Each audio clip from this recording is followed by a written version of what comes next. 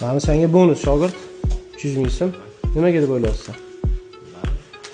O'tgan safar Zenit tesingda bo'lsa, sayqallashga bonus beraman dedim. Sayqallashdan necha oyda chiqarish o'rganmoqni sayqallashni? 2 oyda. 2 oyda sayqallash chiqarish o'rgandi. Baraka top, barakasini bersin. Mana shunaqa bolalarga shogird bo'lsanglar, mana shunaqa bonuslarni olib yurasizlar. Tez o'rganib, tez ishni o'rganish kerak.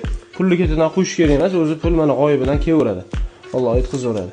Shuning uchun bo'lajak shogirdlar maslahatimizni ishga fokus qaratinglar, ustozinglarni o'rganinglar, izolyatsiya qanaqa surilyapti, mana nishalar qanaqa ochilyapti, razmerlar qanaqa olinyapti, sayqallashlar qanaqa qilinyapti.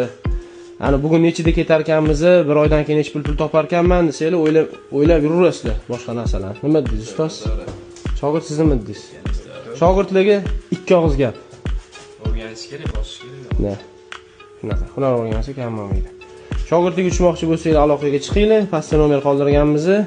Sog' bo'lasizlar, salomat bo'lasizlar.